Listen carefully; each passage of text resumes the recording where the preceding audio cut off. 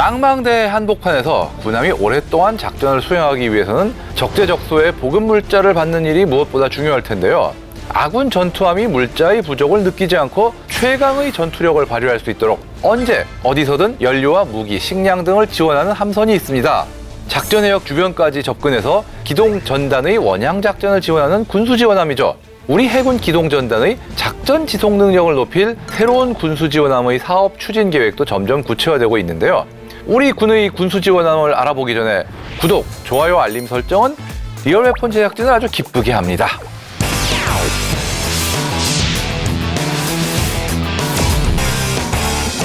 우리 해군은 1980년대까지 해외에서 도입한 중고 함정들을 군수 지원함으로 운용해 왔습니다.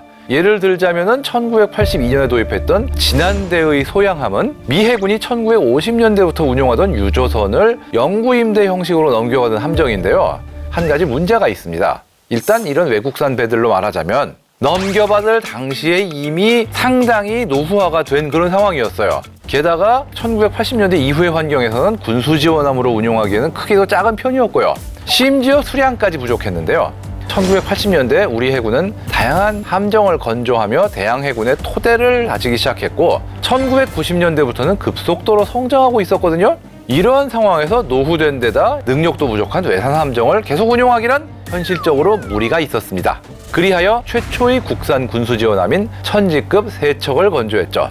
1991년부터 98년 사이에 천지함, 대청함, 화천함이 취역을 마쳤고 오늘날까지도 소형함 1척과 함께 4척 다 운용되고 있습니다. 우리나라가 군수 지원함을 수출한 사례도 있다고요? 예, 맞습니다. 원래 K방산 수출 역사의 태동기에는 군용 함정이 있었거든요. 1987년 뉴질랜드 해군의 군수 지원함인 엔데버함을 수출한 것을 시작으로 베네수엘라에도 사우다드 볼리바르라는 배를 전달했고요. 또 비교적 최근인 2020년에도 뉴질랜드 해군의 최신의 군수 지원함인 아오테 아로아함을 건조하기도 했는데요. 군함 수출의 신호탄이 군수 지원함을 수출한 것을 계기로 이루어졌다. 이런 상황을 곱씹어 보자면 우리 해군의 해상 군수 지원함을 새로운 차원으로 끌어올린 배였다라는 평가를 받는 천지함, 이 배에 대해서도 상당히 높은 평가를 해야 되지 않을까 이렇게 봐야 될 것 같습니다. 사실 우리 해군은 매년 순항훈련을 실시하는데 안타깝게도 1993년 이전까지는 군수 지원함 없이 순항훈련에 나설 수밖에 없었습니다. 그러나 93년부터는 천지급 1척이 훈련에 함께 참가했고 2000년대 이후부터는 기존의 호위함에서 구축함으로 참가 함정들이 전부 대용화가 됐어요. 이러다 보니까 천지급 함정들을 통한 원양 보급 능력이 전 세계를 도는 순항훈련에서 아주 중요한 역할을 하는 셈이죠. 이게 여담인데요. 과거 호위함 울산급 FF로 이루어진 1990년대 초반의 순항훈련 전단에 외부 작가분들이 동행한 일이 있어요. 해군에서는 이 작가들을 천지함에 탑승시켰다고 합니다. 당시 천지함이 우리 해군 함정 중에서 가장 크기도 크고 그만큼 장기간 항해에도 가장 덜 흔들렸으며 공간도 넓고 편의시설도 좋았기 때문에 배려한 거죠. 근데 참가 작가 중 한 분이 그래도 해군 장병들, 특히 이 FF에 타는 분들의 노고를 직접 채워보겠다 이런 차원에서 FF로 옮겨 탔는데 짧은 시간 안에 후회했다고 합니다. 아무튼 천지급은 다른 배에 보급하기 위한 식수나 연료, 기타 보급 물자를 4,800톤가량 운반할 수 있고요. 독도함이 추역하기 전까지는 대한민국 해군에서 가장 크고 오랫동안 항해할 수 있는 그런 함정이었습니다. 그렇다면 오늘날 차기 군수 지원함이 필요하게 된 이유는 무엇인가요? 천지급이 과거엔 분명 좋은 함정이었습니다만 이제는 등장한 지 20년도 더 되다 보니까 2010년대부터 능력 부족이 확실하게 대두됐습니다. 우리 해군에서 예전보다 구축함으로 분류되는 배의 숫자가 빠르게 늘어난 데다가 평균적으로 대용화됐잖아요. 또 호위함의 크기도 굉장히 커졌고 한반도 외 지역에서 활동하는 사례도 늘어나면서 천지급 군수지원함만으로는 충분하지 않은 상황이 도래한 것이죠. 그래서 해군은 이런 부분을 보완하기 위해 2018년 9월 차기 군수지원함 소양함을 인도받았습니다. 앞서 군수지원함 중 한 척의 이름도 소양함이었는데 당연한 얘기지만 같은 배는 아니죠. 보통 군수지원함의 함명은 농사나 생활에 풍부한 물을 제공하듯 함정들의 물자 지원을 베푼다는 의미에서 담수량이 큰 호수나 저수지의 명칭을 붙이거든요.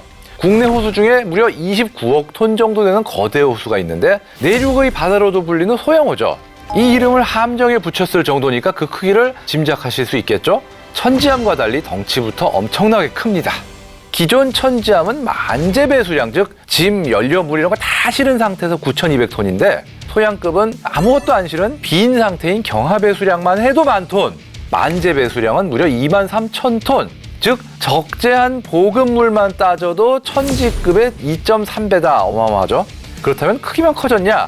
능력도 향상됐습니다. 천지급의 최대 속력은 20노트였지만 소양급은 24노트고요. 전기 모터와 디젤 엔진이 조합된 하이브리드 추진 체계도 적용돼서 천지급에 비해서 소음이 작고 연료가 덜 들며 신속한 기동력을 바탕으로 한 효과적인 작전 수행이 가능해졌습니다. 또 필요시에 다른 배에 대한 수리나 의료 지원을 실시한 능력도 더 강화되었다고 하고요. 천지함 같은 경우는 비행갑판은 있었지만 경납고는 없었거든요. 그런데 소양급은 헬리콥터를 실을 경납고도 마련돼 있어서 긴급한 상황에서의 수송에 훨씬 유리해졌습니다. 항속거리도 천지급은 8,600km가량이지만 소양함은 1만 km 정도라고 하죠.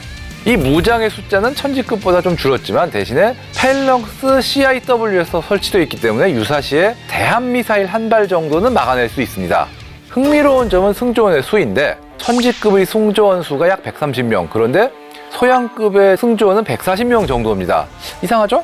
크기가 획기적으로 늘어났음에도 불구하고 인원의 차이가 크게 나지 않는 이유는 승무원을 위한 공간과 설비가 더욱 개선되었고 또 자동화가 크게 이루어졌기 때문에 적은 인원으로 더 많은 일을 할 수 있기 때문이다. 이렇게 얘기하고 있습니다.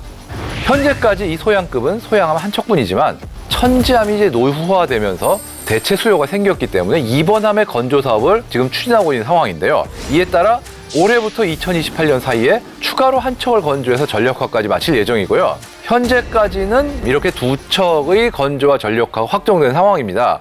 하지만 향후 천지급도 추가로 퇴역하는 데다가 우리 해군의 작전 영역이 점점 확대되고 있고 또 함정도 대형화되고 있잖아요.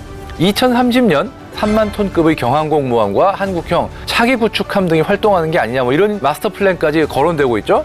이런 상황을 고려한다면은 국군의 든든한 조력자로 활약하고 있는 군수 지원함의 추가 건조도 더 이루어져야 하지 않을까 싶습니다.